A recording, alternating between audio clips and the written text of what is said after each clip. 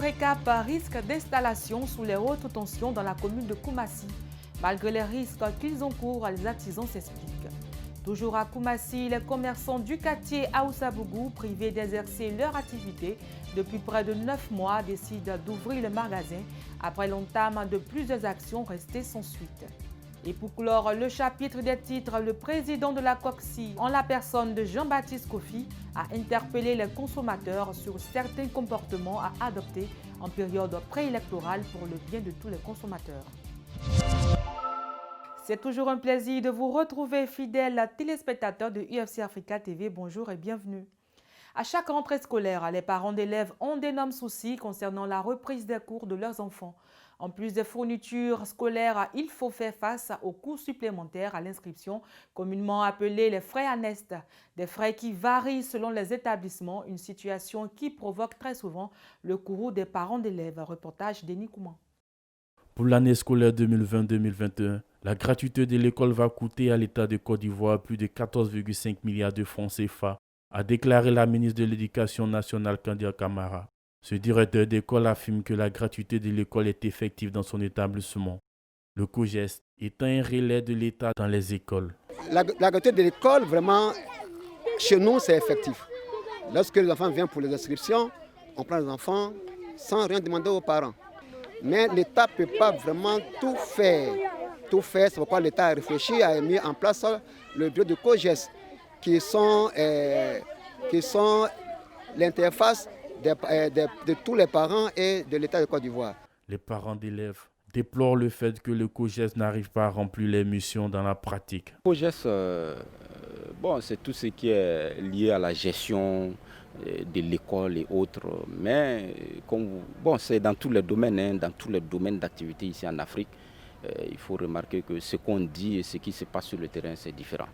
Madame Marjolaine Bamba, présidente du COGES du groupe scolaire du boulevard du Gabon, dénonce la démission de l'État dans la gestion de l'école, ce qui les amène à solliciter la participation financière des parents déjà éprouvés. Nous sommes obligés de tordre la main, excusez-moi du terme, aux parents qui...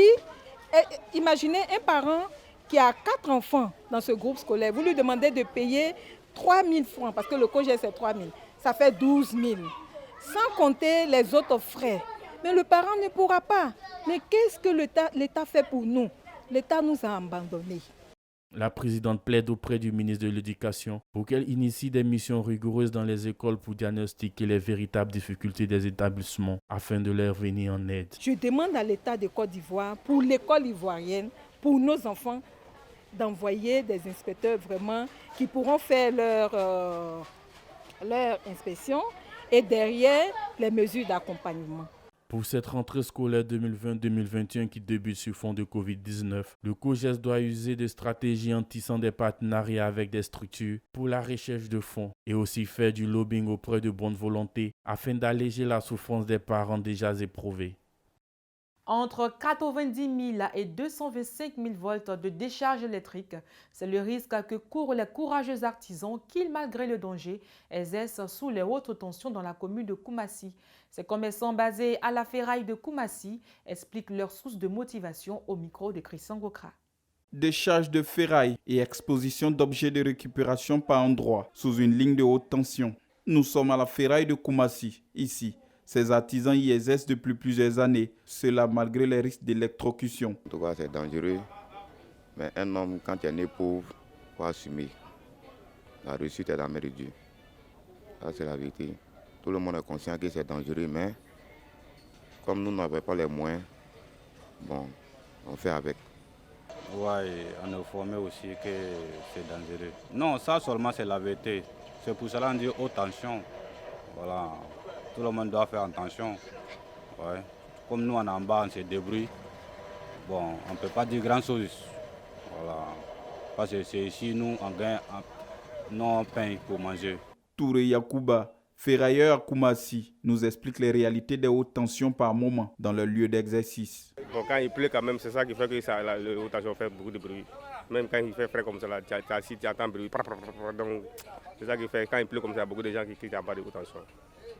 peut-être au cours de long terme, peut-être ça peut jouer quelque chose. Donc pour le moment, quand même, on ne sent pas pour rien. Pour ces commerçants, s'ils exercent encore sur ce site malgré les risques, c'est parce qu'ils sont toujours en attente d'espaces propices pour leur activité.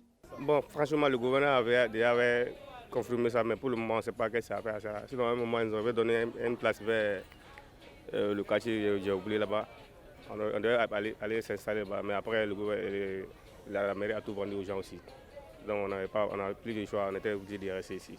Selon Amara Soubaoro, directeur en charge de la sécurité au travail à la CIE, les normes de distanciation physique pour une ligne de 15 ou 33 kV moyenne tension ont droit à avoir 7 mètres de part et d'autre de la ligne, contre 15 mètres pour une ligne de 90 000 volts. Pour une ligne de 225 volts, observez une distanciation de 19 mètres. La sécurité des populations et la sûreté du système électrique nécessitent une prise de conscience urgente de toutes les parties prenantes. Cela fera bientôt 9 mois que les commerçants du quartier Aoussa-Bougou sont privés d'exercer leur activité. Après avoir entamé plusieurs actions qui sont restées sans suite, les commerçants ont décidé d'ouvrir le magasin le 7 octobre prochain. Commentaire de Noukouman. Les commerçants du quartier Aoussa-Bougou sont décidés à ouvrir leur magasin contre vents et marées. Cette décision est tombée après la rencontre de mardi dernier, au cours de laquelle les responsables syndicaux ont fait le point des démarches d'entreprise. Nous avons eu beaucoup de réunions à travers le directeur général de la décentralisation, Mme Diakité, qui nous a reçus. Le cabinet du ministère du Commerce nous a reçus plusieurs fois. La dernière rencontre à date, c'est la secrétaire générale du médiateur de la République qui nous a reçus. Donc nous avons essayé tout cela, on les a tous informés par rapport à la situation. Mais jusqu'à présent, rien n'a encore fait. Pourtant, nous sommes dans un pays de droit. Le commerce qui est mené par ces opérateurs économiques, elle n'est pas illégale, elle est légale. On ne vend pas de drogue ici. Le commerce est légal. Donc nous demandons à l'autorité le plus compétent à pouvoir trouver solution à ce problème. Certes, nous voulons effectivement mener une action qui consiste à ouvrir les magasins. Et je pense qu'il faut bien que les gens ouvrent, parce qu'il ne faut pas attendre que les gens meurent d'abord, qu'on vienne intervenir. Vous pouvez comprendre, voici la rentrée scolaire, voici les gens qui ont leurs marchandises stockées dans les magasins, ils ne peuvent pas céder à cela, ils vivent dans une situation qui ne dit pas son nom. Tout cela, nous avons décrit dans les différents courriers. Il faut bien que les gens ouvrent.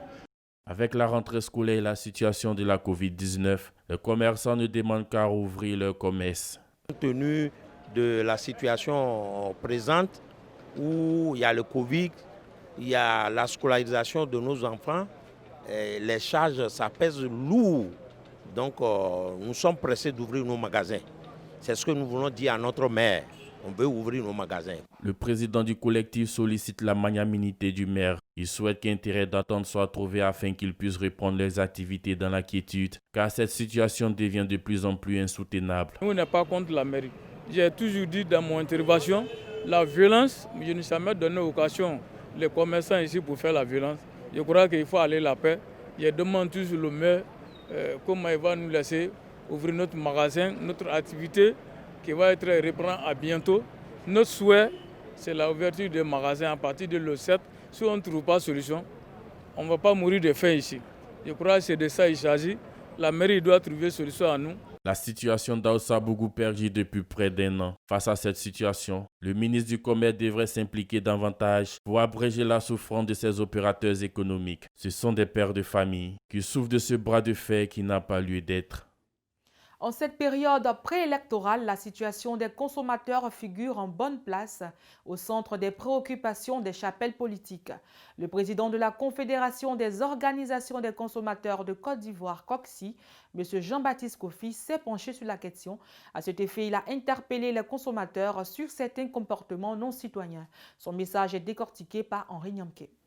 Le consommateur a des droits garantis par la Constitution, certes, mais il a aussi des devoirs. C'est en ces termes que le président de la COCSI interpelle les consommateurs en poursuivant ainsi. Par ces temps qui tangent, il me paraît essentiel de rappeler à tous le devoir d'être socialement et écologiquement responsable. Car être socialement responsable, c'est être conscient de l'influence que les actions menées par les uns peuvent avoir sur les autres citoyens, en particulier sur les plus défavorisés, qui sont d'ailleurs les plus nombreux, dit-il. Pour lui, être socialement responsable, c'est éviter par exemple de s'en prendre aux autobus de la Sotra. C'est de permettre aussi au personnel soignant ou aux secouristes d'intervenir rapidement pour sauver des vies plutôt que de les empêcher de travailler correctement. Car faire obstacle au travail des ambulanciers, pompiers ou autres peut précipiter la mort d'autres consommateurs. Tout comme en cassant les véhicules d'intervention des pompiers, l'on les empêche d'accéder à d'autres consommateurs. En brûlant les autobus, l'on prive une frange importante de la population défavorisée de moyens de locomotion. Dans cette lettre ouverte, Jean-Baptiste Kofi attire l'attention des consommateurs sur la protection de l'environnement. Il suggère qu'il n'est pas interdit de revendiquer, mais il faut le faire avec la manière, tout en faisant preuve de lucidité et de discernement pour préserver les acquis. Cela y va de l'intérêt général et celui des générations futures, a conclu le patron des associations de consommateurs de Côte d'Ivoire. Triste nouvelle dans la commune de Koumassi à Abidjan, précisément au carrefour Colombe du quartier Remblai. Un incendie a fait plusieurs dégâts. Le drame est survenu dans la nuit du 22 septembre dernier. Plusieurs familles ont malheureusement vu leurs biens et leurs habitations partir en fumée. Christian Gokra.